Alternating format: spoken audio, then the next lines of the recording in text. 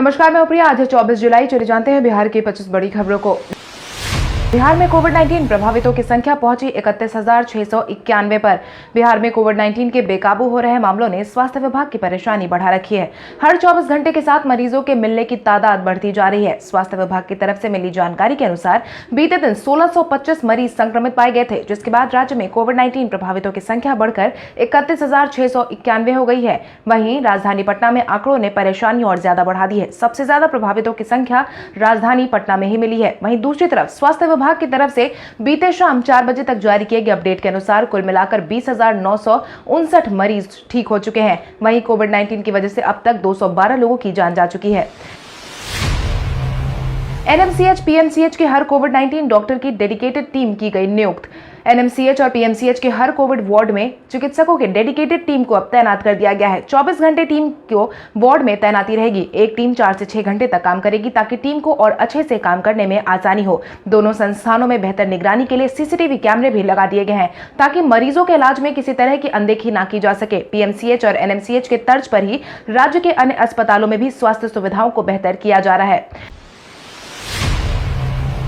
BPSC ने सहायक प्राध्यापकों के पद पर निकाली रिक्तियां। बीपीएससी ने सहायक प्राध्यापकों के पद पर आवेदन की मांग की है। मिली जानकारी के अनुसार बीपीएससी ने विज्ञान एवं प्रौद्योगिकी विभाग बिहार सरकार के अंतर्गत सरकारी इंजीनियर कॉलेज में बिहार सहायक प्राध्यापक भर्ती 2020 के लिए विज्ञापन जारी कर दिया है। 287 पदों पर जारी किए गए इस विज्ञापन के लिए इच्छुक उम्मीदवार बीपीएससी के आधिकारिक वेबसाइट bpsc.bih.nic.in पर जाकर 30 जुलाई तक आवेदन भर सकते हैं।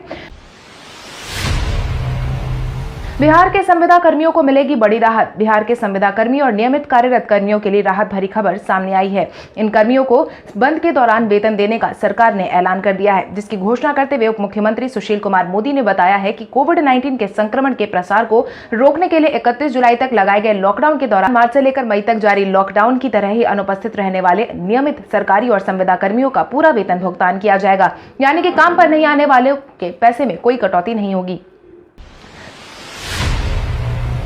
बिहार में सड़कों पर उतरे पीडीएस दुकानदार। कोविड-19 के इस माहौल में पूर्ण लॉकडाउन लागू किए जाने के बाद पीडीएस दुकानदार सड़कों पर उतर आए हैं। फेयर प्राइस डीलर्स एसोसिएशन के जनरल सेक्रेटरी दयानंद प्रसाद की माने तो जिस तरह से कोविड-19 का संक्रमण बढ़ रहा है, इससे कई पीडीएस दुकानदार संक्रमित हो चुके हैं और कई दुकानदारों की जान भी जा चुकी है। हम लोग पहले ही सरकार से यह मांग कर रहे थे कि ई पॉश मशीन से राशन का वितरण नहीं करेंगे, लेकिन सरकार हमारी मांग नहीं मान रही है और बार बार इसी मशीन के राशन के वितरण करने को कह रही है। इससे ज्यादातर डीलर कोविड-19 संक्रमित हो रहे हैं। यही कारण है कि हम लोग आज से अनिश्चितकालीन समय के लिए अपनी मांग पर बैठने वाले हैं।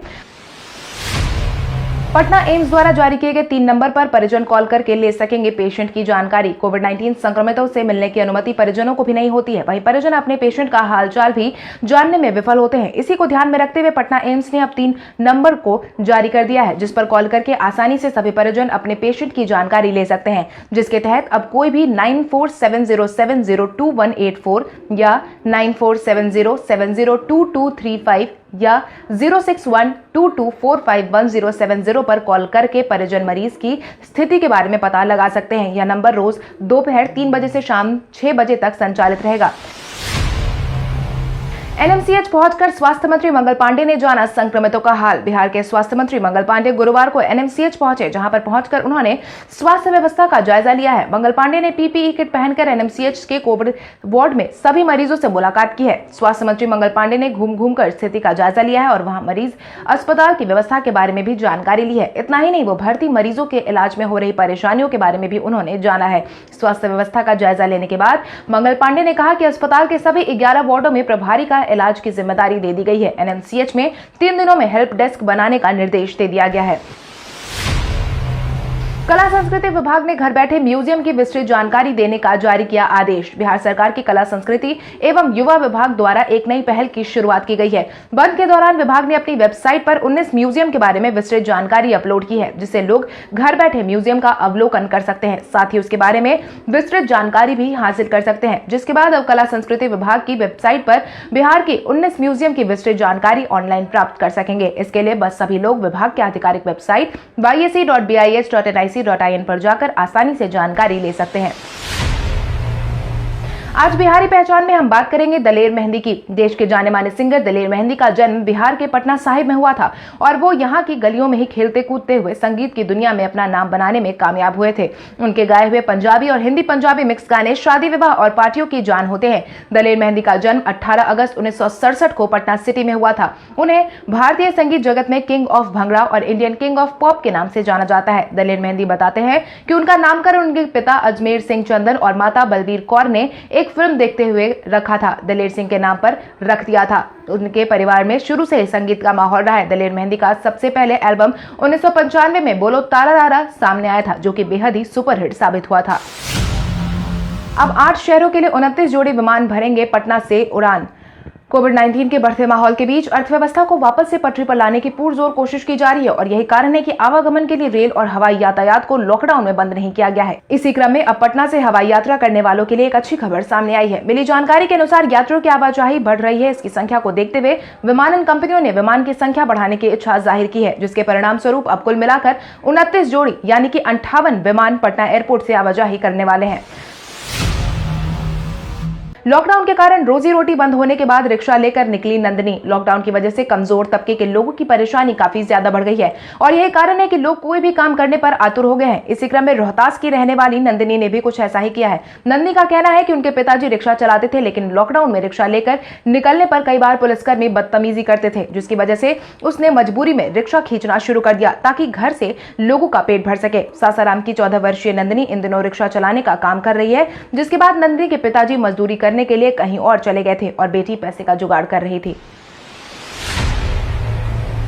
बिहार पुलिस मुख्यालय ने लिया बड़ा फैसला। बिहार पुलिस मुख्यालय ने बिहार में कोविड-19 के लगातार बढ़ रहे मामलों को और साथ ही पुलिस मुख्यालय में बढ़ रहे प्रभावितों की संख्या को ध्यान में रखते हुए तत्काल सभी पुलिसकर्मियों के ट्रांसफर पर रोक लगा दी है, जिसके तहत पुलिस मुख्यालय ने अपना आधिकारिक बयान जारी करते हुए साफ तौर पर कहा है कि कोविड-19 और लॉकडाउन की स्थिति को देखते हुए तत्काल ट्रांसफर पर रोक लगाया जा रहा है। जो ट्रांसफर हो चुके हैं उन्हें अगले आदेश तक के लिए स्थगित कर दिया जा रहा है। इतना ही नहीं, सभी प्रभावित पुलिसकर्मियों की बेहतर चिकित्सा व्यवस्था का ध्यान रखने की बात कही गई है। भाजपा एमएलसी के जान गंवाने के बाद सकते में है पूरी भाजपा। कोविड-19 के कारण भाजपा एमएलसी के जाने के बाद पूरा भाजपा दल सकते में है। पहली बार सत्ताधारी दल के प्रदेश अध्यक्ष से लेकर सूबे के स्वास्थ्य मंत्री बाहर निकलकर कोविड-19 मरीजों का हालचाल जानते देखे गए। भाजपा नेताओं की हरकत में आने का इस बात से भी संकेत देख सकते हैं कि अपनी ही पार्टी के विधान पार्षद के जाने के बाद पार्टी के नेताओं के होश उड़े हुए हैं। संक्रमण से ठीक होकर वापस लौटे प्रदेश अध्यक्ष डॉक्टर संजय जायसवाल ने सबसे पहला कदम उठाते हुए बेतिया स्थित जीएमसी के आइसोलेशन वार्ड का निरीक्षण किया है। पीपीई किट पहनकर संजय जायसवाल ने कोविड-19 वार्ड पर जाकर मरीजों का हालचाल जाना है। पटना के पासपोर्ट कार्यालय पर लगा ताला। राज्य में लगातार बेकाबू हो रहे कोविड-19 प्रभावितों की संख्या को देखते हुए सरकार ने पूरे प्रदेश में 31 जुलाई तक के लिए लॉकडाउन लागू कर दिया है। इस दौरान राज्य और केंद्र सरकार के कार्यालय को खोलने का आदेश जारी कर दिया गया था, लेकिन जिस तरह से मरीजों की संख्या बढ़ती जा रही है उसको देखते हुए कई कार्यालय को बंद कर दिया गया है। इसी क्रम में पटना स्थित पासपोर्ट कार्यालय को संक्रमण के बढ़ते प्रभाव को देखते हुए बंद करने का फैसला सुनाया गया है। यहाँ मौजूदा गार्ड ने बताया है कि कार्यालय में कोई भी कर्मचारी संक्रमित नहीं हुआ था, लेकिन फिर भी एहतियात के तौर पर कार्यालय को बंद कर दिया गया है। बूढ़ी गंडक नदी में मछुआरे के हाथ लगी डॉल्फिन। मुजफ्फरपुर के बांद्रा में बूढ़ी गंडक नदी के मछुआरे को गायब हो चुकी डॉल्फिन हाथ लगी है।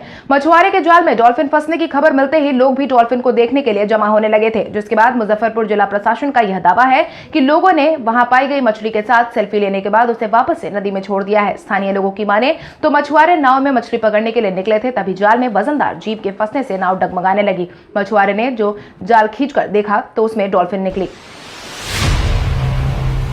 6 राज्यों में 7 सितंबर तक उपचुनाव को किया गया स्थगित। कोविड-19 के बढ़ते संक्रमण और कुछ राज्यों में बाढ़ के हालात को देखते हुए चुनाव आयोग ने उपचुनाव स्थगित करने का फैसला लिया है। निर्वाचन आयोग की तरफ से जारी किए गए जानकारी के अनुसार 57 सीटों पर करवाए जाने वाले उपचुनाव को कैंसिल कर दिया गया है, जिसमें विधानसभा की 56 जबकि 1 लोकसभा की सीट शामिल थी, जिसमें बिहार के वाल्मीकि नगर की 1 लोकसभा सीट भी शामिल थी।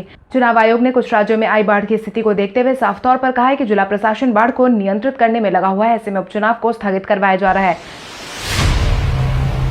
पटना से गया पहुंचना अब हो जाएगा और भी आसान। भारतीय राष्ट्रीय राजमार्ग प्राधिकरण की तरफ से पटना गया डोभी 4 लेन के 2 पैकेज के लिए अनुमति मिलने के बाद लगभग 88 किलोमीटर की लंबी सड़क बनाने का फैसला लिया गया है। सड़क निर्माण करके कुल मिलाकर 30 करोड़ का खर्च आने वाला है। मिली जानकारी के अनुसार नवनिर्मित यह सड़क पटना के अनीसाबाद के पास सरिस्ताबाद गांव से शुरू होकर नाथोपुर, महुली, पुनपुन, मसौढ़ी, जहानाबाद, मखदुमपुर, बेलागंज, गया बाईपास, बोधगया होते हुए जीटी रोड तक जाएगी, जिसके बाद मात्र 100 मिनट में जयप्रकाश नारायण हवाई अड्डे से गया एयरपोर्ट की दूरी तय कर पाना संभव हो जाएगा। इतना ही नहीं, इस रोड के माध्यम से पटना की ग्रैंड ट्रंक रोड को सीधे संपर्क किया जा सकता है। गोपालगंज में एक और अप्रोच रोड हुआ ध्वस्त। सत्तरघाट पुल के आगे के अप्रोच रोड के बाद यादवपुर मंगलपुर महासेतु के आगे गांव के पास अप्रोच रोड ध्वस्त हो गया है, जिसके कारण गाड़ियों के परिचालन पर फिलहाल रोक लगा दी गई है। मिली जानकारी के अनुसार पानी के तेज बहाव की वजह से यह अप्रोच रोड बर्बाद हुआ है, जिसकी वजह से गोपालगंज बेतिया जोड़ने वाले महासेतु पर परिचालन रोक दिया गया है। स्थानीय ग्रामीणों और जिला प्रशासन की तरफ से अप्रोच रोड को भरने की कोशिश की जा रही है। वहीं अधिकारियों की माने तो वर्तमान समय में 4.5 लाख क्यूसेक पानी का बहाव देखा गया है, जिसकी वजह से जिले में कई बांध दबाव में है। तेजस्वी यादव ने नीतीश कुमार को कहा निर्दयी। तेजस्वी यादव ने मुख्यमंत्री नीतीश कुमार का नया नामकरण किया है, जिसके तहत तेजस्वी यादव ने मुख्यमंत्री नीतीश कुमार को निर्दयी घोषित कर दिया है, जिसके बाद तेजस्वी यादव ने एक के बाद एक कई ट्वीट किए हैं। अपने पहले ट्वीट में तेजस्वी यादव ने कहा कि बिहार के मुख्यमंत्री इस गंभीर समस्या में भी 4 महीने से अदृश्य है। इस निर्दयी सरकार ने छात्रों, मजदूरों, मरीजों, गरीबों और आम आदमी को मुसीबत में बीच में यूं छोड़ दिया है। माननीय मुख्यमंत्री नीतीश कुमार जी को कोविड-19, बाढ़, बेरोजगारी, पलायन, गरीबी और बाढ़ से बेहाल एवं जान गंवाने वालों की कोई चिंता नहीं है।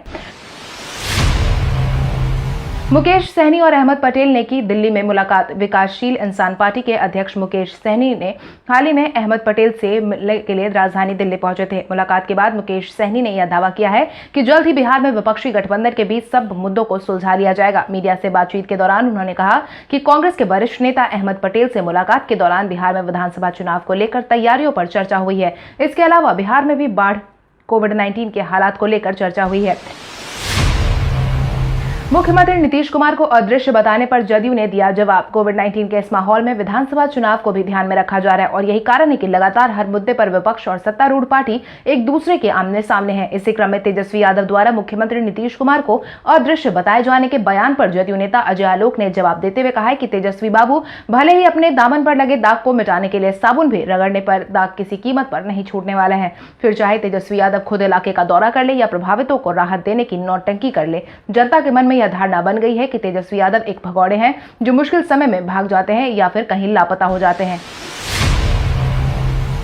हम प्रमुख जीतन राम मांझी ने एक बार फिर से उठाया महादलित मुख्यमंत्री का मुद्दा। बिहार में विधानसभा चुनाव को ध्यान में रखते हुए कोविड-19 के इस माहौल में सभी राजनीतिक दल तैयारियों में जुट गए हैं। इसी क्रम में हम प्रमुख जीतन राम मांझी ने भी बीते दिन वर्चुअल रैली का आयोजन करवाया था, जिसमें पार्टी के पदाधिकारी और कार्यकर्ता वीडियो कॉन्फ्रेंसिंग के जरिए जुड़े थे। अपने कार्यकर्ताओं से संवाद करते हुए जीतन राम मांझी ने कहा कि उन्हें बिहार में महादलित सीएम बनाने के लिए जो मेहनत की गई है वो और ज्यादा करनी होगी। दूसरे नेता सिर्फ महादलितों का वोट लेना भर जानते हैं।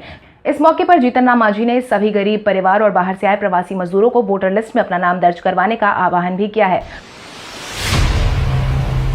पाकिस्तान ने बीसीसीआई को बताया सबसे शक्तिशाली क्रिकेट बोर्ड। आईसीसी ने ऑस्ट्रेलिया में आयोजित होने वाले T20 विश्व कप को स्थगित करने का फैसला लिया था, जिसके बाद से लगातार पाकिस्तान की तरफ से बयानबाजी देखने को मिल रही है। पाकिस्तान को यह रास नहीं आया है कि T20 विश्व कप को कैंसिल कर दिया गया है और यही कारण है कि पाकिस्तान के पूर्व खिलाड़ियों द्वारा IPL के आयोजन का रास्ता साफ होने के बावजूद बयानबाजी जारी है। पाकिस्तान के पूर्व क्रिकेटर शोएब अख्तर और राशिद अली ने इसको लेकर एक बयान दिया है। राशिद अली ने कहा है कि पहले से ही पता था कि T20 विश्व कप स्थगित होगा और यह इसलिए हुआ ताकि IPL का रास्ता साफ हो सके। सुशांत को याद करते हुए अंकिता लोखंडे ने किया एक और पोस्ट। सुशांत सिंह राजपूत को लेकर लगातार उनके प्रशंसक पोस्ट डालते नजर आए हैं। वहीं अब उनकी एक्स रह चुकी अंकिता लोखंडे ने भी एक नया पोस्ट डाला है। हालांकि कुछ दिनों पहले अंकिता ने दिया जलाकर पोस्ट को शेयर किया था, वहीं अब दूसरा पोस्ट भी उन्होंने शेयर किया है, जिसमें उन्होंने ईसा मसीहा की मूर्ति के आगे एक दीपक जलाया है और लिखा है, उम्मीद, प्रार्थना और ताकत, जहां भी तुम हो मुस्कुराते रहो। हालांकि अंकिता लोखंडे ने इस पोस्ट के साथ सुशांत सिंह राजपूत का नाम नहीं लिखा है, लेकिन यकीन है कि यह पोस्ट उन्हीं के लिए किया गया है। जियो की स्पीड में लगातार तीसरे महीने हुई बढ़ोतरी। देश भर में हुए लॉकडाउन से टेलीकॉम कंपनियों की नेट स्पीड पर खासा असर पड़ा था। मार्च और अप्रैल में नेट स्पीड में कमी दर्ज की गई थी, मगर मई में डाउनलोडिंग स्पीड में थोड़ा सुधार हुआ था। वहीं अब जून महीने में टेलीकॉम कंपनियों की स्पीड काफी ज्यादा बढ़ने लगी है। Telecom regulatory authority of India की तरफ से जारी किए गए जून के ताजा आंकड़ों के मुताबिक रिलायंस जियो एक बार फिर से 4G डाउनलोड स्पीड में अव्वल साबित हुआ है। जियो की जून महीने में औसत डाउनलोडिंग स्पीड 16.5 Mbps मापी गई है। कल हमारे द्वारा पूछे गए सवाल का जवाब आप में से बहुत सारे यूजर ने हमें कमेंट करके दिया था, उसके लिए आपका बहुत बहुत धन्यवाद। आप में से जिन यूजर का कमेंट हमें अच्छा लगा है उनके नाम है मनीष कुमार, अमरजीत दास, मुकेश कुमार, दिव्यांशु कुमारी, गुंजा प्रिया, मंटू कुमार, नीतीश कुमार, चंदन कुमार, आशा कुमारी, प्रियांशु चौधरी, दीपक कुमार, सुरेंद्र राय, ममता सिन्हा। इसके अलावा हमारी टीम को और भी लोगों के जवाब अच्छे लगे, मगर समय के अभाव के कारण हम उनका नाम नहीं ले पाए, लेकिन आप हमारे सवालों का जवाब देते रहे। हम कल आपका नाम लेने की पूरी कोशिश करेंगे। तो चलिए बढ़ते हैं आज के सवाल की ओर। आज का सवाल कुछ इस प्रकार है, आपके अनुसार बिहार में कोविड-19 के प्राइवेट अस्पतालों में इलाज शुरू करवाने के बाद एक फीस का निर्धारण करना कितना जरूरी है? अपने जवाब हमें कमेंट करके जरूर बताएं। इसके साथ ही आज के लिए बस इतना ही। अगर आप ये वीडियो हमारा YouTube पर देख रहे हैं तो हमारे चैनल को सब्सक्राइब करें और बेल आइकॉन दबाना ना भूलें, और अगर आप ये वीडियो हमारा Facebook पर देख रहे हैं तो इस वीडियो को लाइक करें और ज्यादा से ज्यादा शेयर करें। धन्यवाद।